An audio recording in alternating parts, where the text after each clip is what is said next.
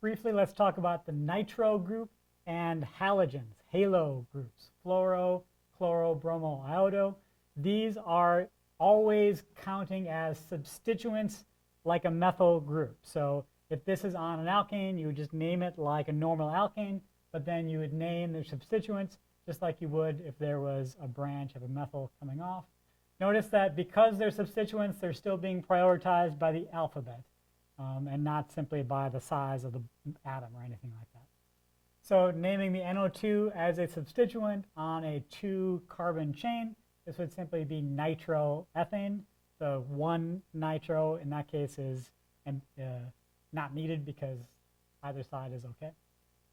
Here we've got 3 chlorines on 1 carbon, so the IUPAC technical correct term is trichloromethane.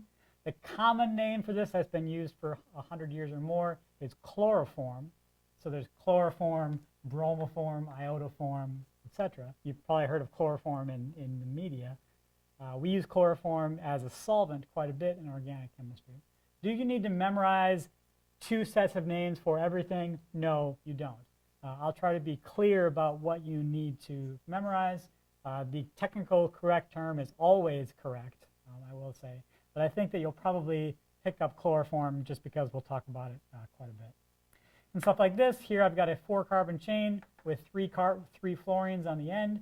So I'll call this 1,1,1 trifluorobutane. Again, if I've got a tri here, I had better have 3 numbers in front of it, even if they're all the same number. Okay, quick exercise.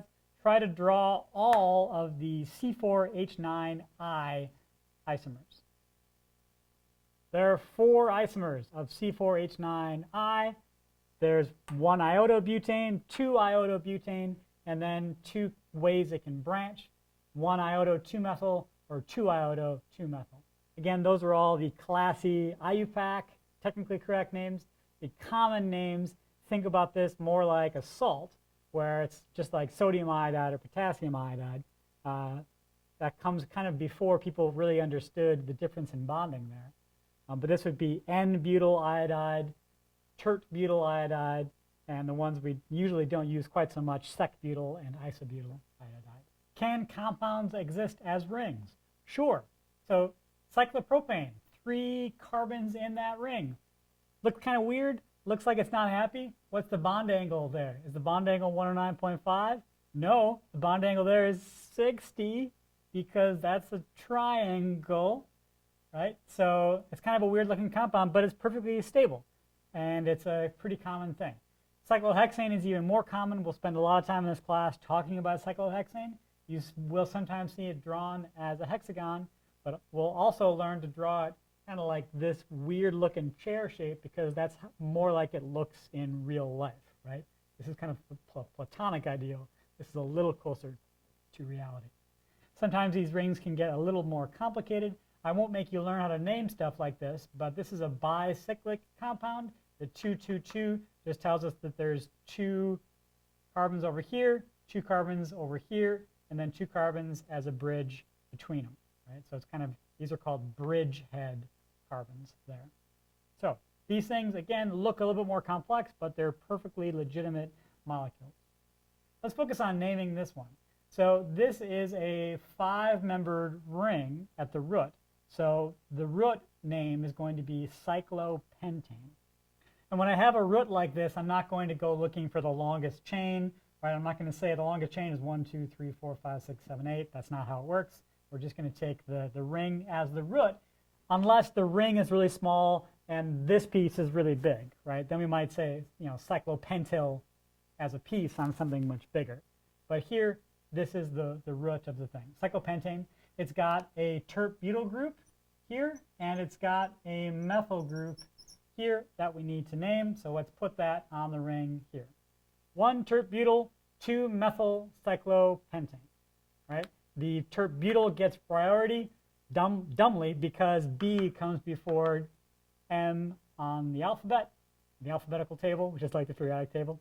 So 1 tert-butyl, 2 methyl cyclopentane. Again, I'm going to number my ring in order to give my substituents the lowest number possible. If I only have one substituent on the ring, I don't need to say 1. So if I only had the terbutyl, if I didn't have the methyl, I don't need to say 1 terbutyl cyclopentane. I can just say terbutyl cyclopentane. I told you earlier that if we can name two things exactly the same name, then they are the same thing. Both of these things could be called 1-terbutyl 2-methyl cyclopentane. Are they the same?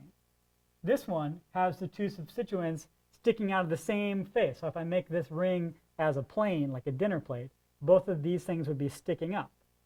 Here, these substituents are facing opposite directions. So the ring is here, one's pointing up, one's pointing down. Can I twist this molecule to make it look like that, or vice versa? No, I can't, not without actually breaking a carbon-carbon bond. So these two things are different. They're different shapes. I can't make one look like the other one. And so I need to add something to my language to capture the fact that these things are different and to be clear about what I'm talking about, because I need to be unambiguous when I communicate. If I use this, I need to be able to tell you whether it's this one or that one. The words we're going to use are cis and trans. So cis is when the compounds are pointing on the same side, and this is trans. Trans is from the Latin across. So trans, they're going across the ring in different directions. So, for instance, I would call this trans would go in front and a hyphen between the word and the number. This is trans 1-terbutyl 2-methyl cyclopentane, and this is cis 1-terbutyl 2-methyl cyclopentane. All right. So again, cis and trans are isomers of each other. They're actually diastereomers of each other. We'll learn that word in a week or 2 weeks. But the important thing to communicate now is that they are different. I cannot make this into that, at least not very easily. And so I want to keep that in mind when I'm naming stuff. It's important to be unambiguous. So if I need to talk about the relationship between two substituents, these are the words that I use. So cis is a relationship between these two substituents. They're on the same side. Trans is a relationship between these two substituents. They are on opposite sides of the ring.